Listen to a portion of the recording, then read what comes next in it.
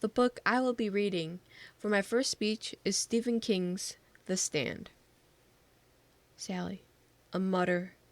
Wake up now, Sally. A louder mutter. Leave me alone. He shook her harder. Wake up. You gotta wake up. Charlie. Charlie's voice. Calling her.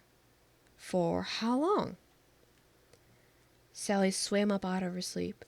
First, she glanced at the clock on her night table and saw it was 2:15 in the morning. Charlie shouldn't even be here. He should be on shift.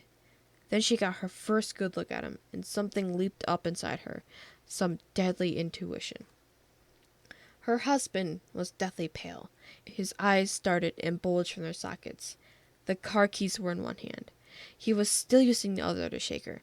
Although her eyes were open, it was as if he hadn't been able to register the fact that she was awake. Charlie? What is it? What's wrong? He didn't seem to know what to say. His Adam's apple bobbed futilely, but there was no sound in the small service bungalow but the ticking of the clock. Is it a fire? She asked stupidly. It was the only thing she could think of which might have put him in such a state. She knew his parents had perished in a house fire. In a way, he said. In a way, it's worse. You gotta get dressed, honey. Get baby Levon. We gotta get out of here. Why? She asked, getting out of bed. Dark fear had seized her. Nothing seemed right. This was like a dream. Where? You mean the backyard? But she knew it wasn't the backyard.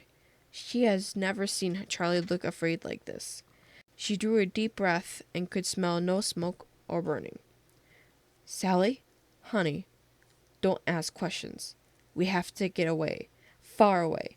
You just go get baby Levon and get her dressed. But should I... Is there time to pack? This seemed to stop him, to derail him somehow. She thought she was afraid as she could be, but apparently she wasn't. She recognized that what she had taken for fright on his part was closer to raw panic. He ran a distracted hand through his hair and replied, I don't know. I'll have to test the wind. And he left her with the bizarre statement which meant nothing to her. He left her, standing cold and afraid and disoriented in her bare feet and baby doll nightie. It was as if he had gone mad. What did testing the wind have to do with whether or not she had time to pack? And where was far away? Reno? Vegas? Salt Lake City? And she put her hand against her throat as a new idea struck her. AWOL.